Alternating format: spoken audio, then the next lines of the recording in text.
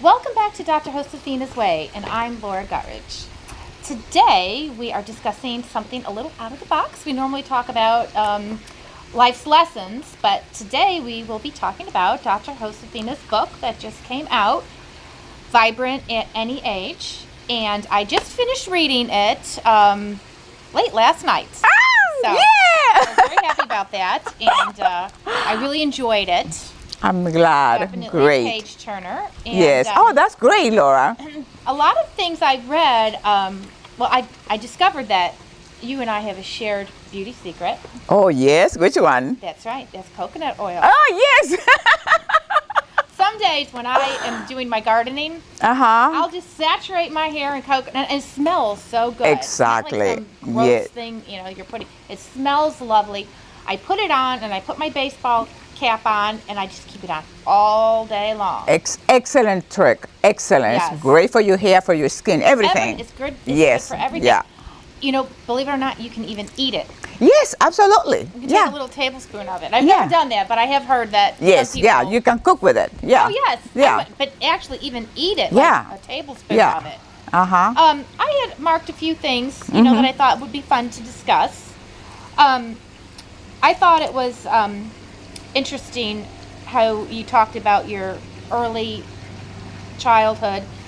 You went to school, and that it was a good thing that you had uniforms because you only had like one dress. Exactly. So, I think it's so important to remember that these things, our roots, and Absolutely. where we come from, and how far you have gone, Yes. come from then Exactly. having one dress. Absolutely, and it was a blessing because we had uniforms.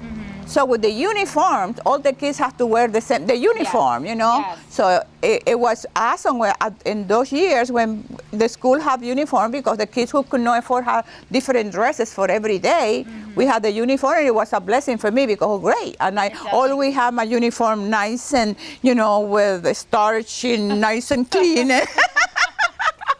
Because Laura, you have to make the best out of it. Yes. I have only one dress. Yeah, but the only dress I had was beautiful, and my uniform was impeccable. That's great. Hey, you even had good luck even back then. Oh, because it's the attitude. Yes. It's what saved me, Laura, and part of my story. What saved me is my attitude. Well, even when you were a child, you used to sit in the grass and look up at the stars and dream, and you still do that. Absolutely. So it's a good thing to hang on to, something that valuable that you used to do Absolutely. as a child, and that you still enjoy doing it now. Absolutely, because what happened, and that's the reason why people age. Right. You Yes. age because you give up your dream. You give up the things, the formula that allow you to achieve certain success in life. Then you reach a plateau and you think, okay, it's time to give up. Absolutely the opposite. That's what the book is about. You keep on going. You keep setting goals.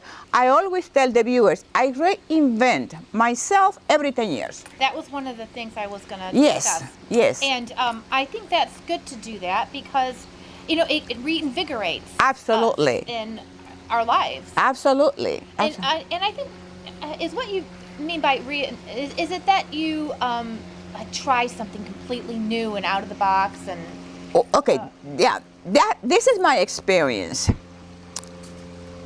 If you follow the flow of your life, you have a flow in your life, and so do I. So right now, the next 10 years for me is gonna be about writing. Okay. Okay, I still will do my competition, my bodybuilding competition, because that takes care of the physical body. But then what happened, you open yourself to whatever possibilities are out there. I don't purposely say, okay, now I'm gonna do bodybuilding for the next 10 years. No, it came to me. Right. I met my trainer, he took care of me until, a few years ago. Now with the writing, it's the same deal. You cultivate that thought. You have that thought in your mind. Right. And then, there's one day that you feel that sense of urgency. Now is the time to do it. And then you sit and you write and you do it and then you publish, and then here we are. So it kind of just happenstance occurs around every 10 years. Exactly. And then what happened, when you're in tune with yourself, everybody had that urgency. Everybody had that calling. But you know what happened? We block it out. Right. You know why? Because then change comes in. Right, and people resist it. Absolutely. And then you start thinking, well, but how am I going to write it? Who's going to publish it? Who's going to do this? How am I going to go to school? How am I going to... You start thinking about how you're going to do it. One of the things for me that I learned in life is I don't have to worry about the how. I just have to take the first step and do it. Right. And then the how happens. Then it all falls into place. Yes, yes. And it does work that way. Another thing you discuss about... it's not best to share all of your goals with everybody. Yes. Because a lot of people can be naysayers. Absolutely. So we want to stay away from the naysayers. Because there could be, I'm sure there's people out there, writing is, there's so many books out there. You know how the typical. Oh, you're too old. Right. Oh, how? No, you're too old for writing, or you're too old to compete. You don't have time for that, do you? Yeah. Oh my God, no, There's so absolutely many books not. out there, that type of thing. You can't let the negative people stop you from doing the things that you want to do, the reinventing, as you Absolutely. say. It's better to be alone.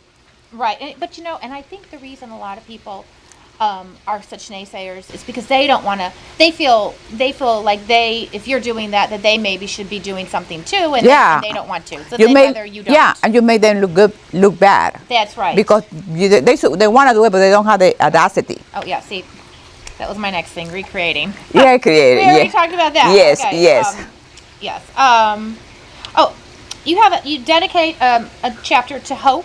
Yes. And that was one of the topics, recent topics of ours. Hope fuels optimism along with faith and love. So, you have a strong faith. Absolutely. And you write about your faith in your book. And it sounded like to me it's almost like a personal relationship. Yes. With God. What God is for me. Absolutely. Yes. Spiritual. Absolutely. Yes. And so you never feel like you're alone. Never. When you are alone. Never. Never ever. And then you talk about the inner voice. Yes. And is it the inner voice that you think is him speaking to you, or is that just your inner voice? Well, in my case, I feel an energy that if I want to ignore it, it makes me do it. I can't control it. In the beginning, you sort of start controlling yourself. Oh my God, But then you learn how to trust that energy, to trust that power. And then what happens when you do it one time and everything works out beautifully, second time beautifully, and then you surrender.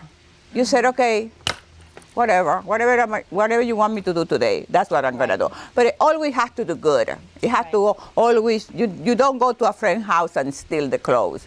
You don't do, you don't do things like that. You always have to be, because karma becomes karma, becomes karma, becomes karma. If we constantly doing negative things and criticizing and condemning and stealing, that's not gonna work for you. You're always gonna attract to you that type of energy. Right. So for me, it's more than a voice, is an energy. Sometimes I feel it might sound weird for people. Sometimes I feel my car go in a direction, and it's okay.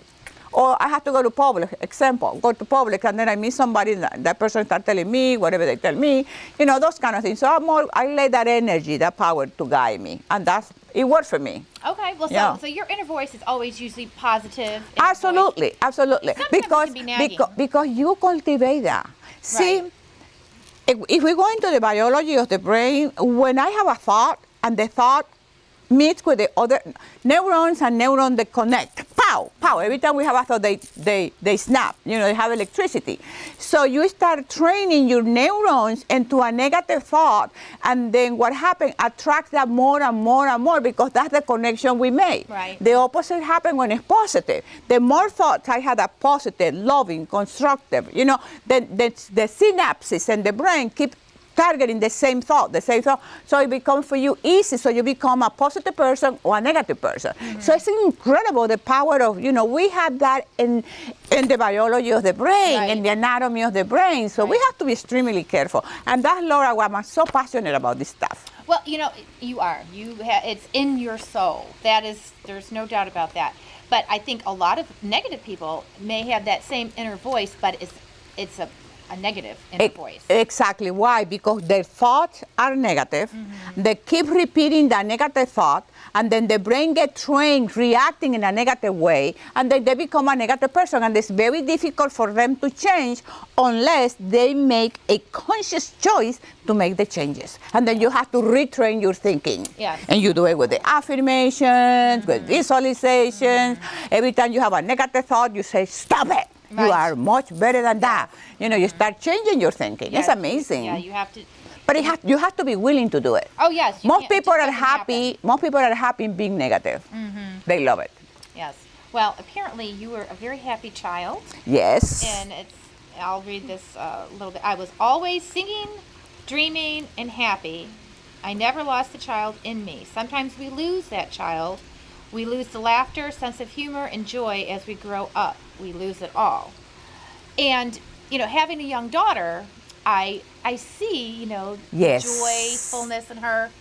And then I sometimes think, like we'll be out someplace and, she'll be dancing around, and it's so cute to see her doing it. But if you were to see an adult doing the same thing, you would think, but there's something wrong with them. So we're like forced to not be able to do that. But sometimes when I'm home alone, I'll be silly. Absolutely, and, absolutely. Dance around, like a child does. Yes, absolutely. But you can't do it in public anymore because I think we're crazy.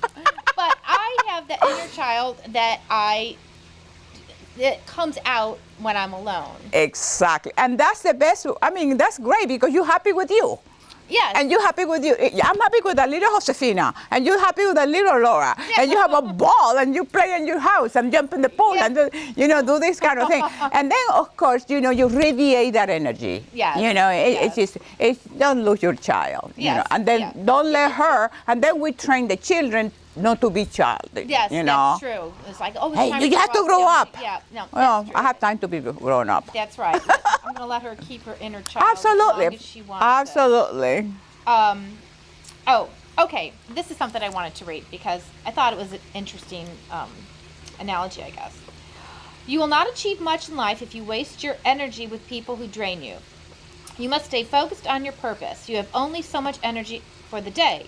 I love the analogy of the $100 bill. You have in your energy account $100 worth of energy a week. Yes. You spend $5 for this and $10 for that, and if you're not careful, you run out of money by the weekend.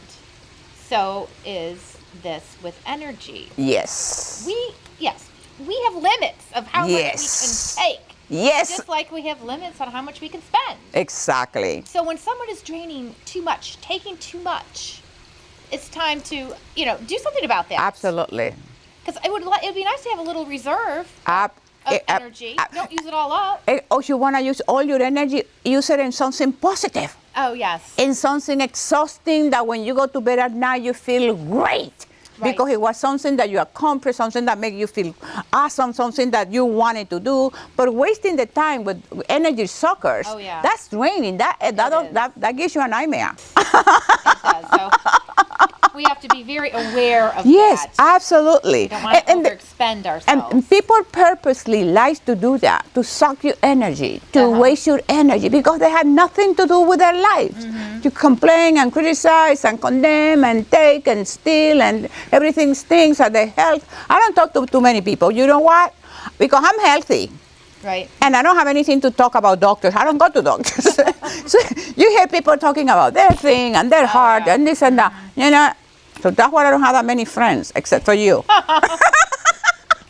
You have a lot of friends. You just, you don't see them. So many internet friends. Yeah. Oh yeah. Yeah, but those have make believe. No, they're not. They're for real.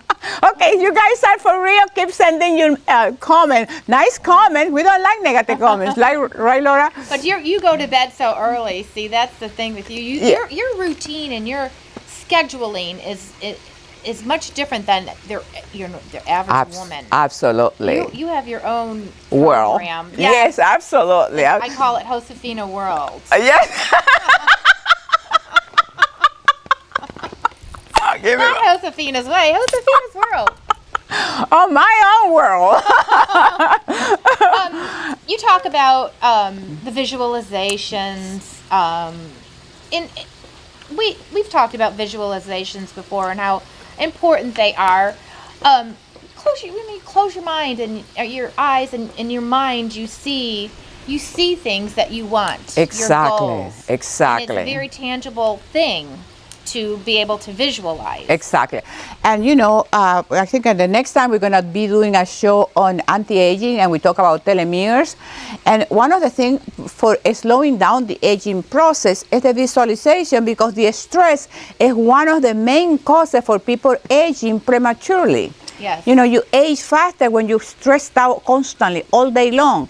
So the visualization, the affirmation, the closing your eyes, the meditation, the enjoying the beauty around you, that this stresses you, which allows you your telomeres, which are a part of your chromosome, not to slow down, not to age you so fast. And that's why you see people who worry a lot, they look older than they are. Right, and they die faster. Absolutely. I think it's very obvious when you see like a couple that have been married for a very long time. One of them passes away.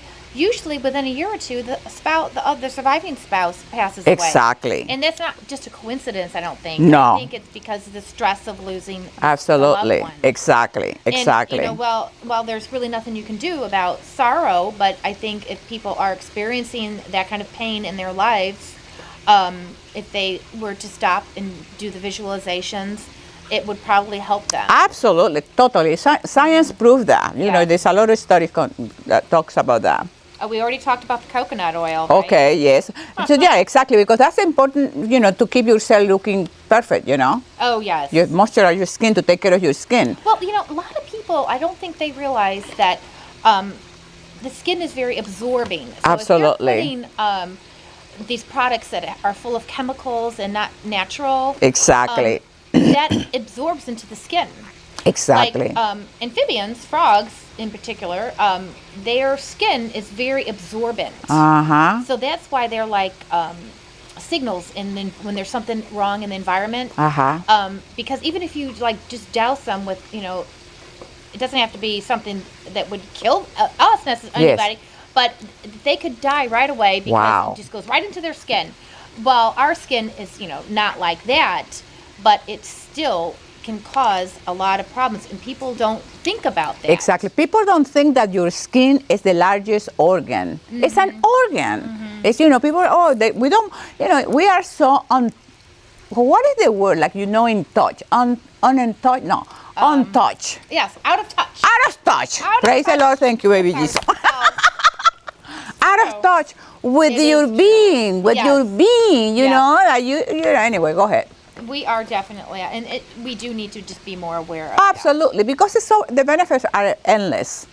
that. And then the last thing, about more back into the spiritual aspect of your book, people often neglect the spiritual side of their lives. Yes. The result is they lack spiritual energy, and why is this important? It is from spirit that energy flows into your mind and body. Yes. And I like the way that she compared herself to the Lamborghini. Of course. You are a Lamborghini.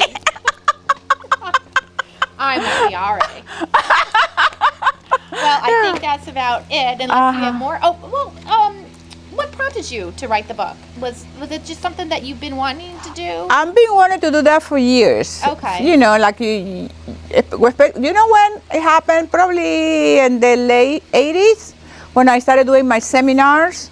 So I had a workbook, but just a workbook, exercise and stuff. And I said, one day I'm going to tell this story, because in this story, in my life, I saw a formula. First you had the dream. Then you start visualizing. This is what happened to me. First I had a dream. Then I start visualizing. Then I start imaging, seeing myself doing what I wanted to do and achieving what I wanted to achieve. Then after that, I start putting action into it. If I wanted this portion here that I could not see only in my eyes, mind, then I needed to put action into it. So I put the action into it, and then the results start manifesting. So I saw this formula that for success for me. And I said, one day I'd like to put it in writing. And that's what the book is all Awesome. about. Once you started to write, how long did it take to get to this point where it's finished? About 9 months. 9 months. Yeah, no much. No, probably 6. So you have another book in mind? Absolutely. See, this is the part of reinventing myself for the next 10 years. Right. Writing will be part of it. Oh, good. That's one for sure. The rest of it will be, my bodybuilding, but the other part, I don't know what it will be. But right now, the writing, I love the writing.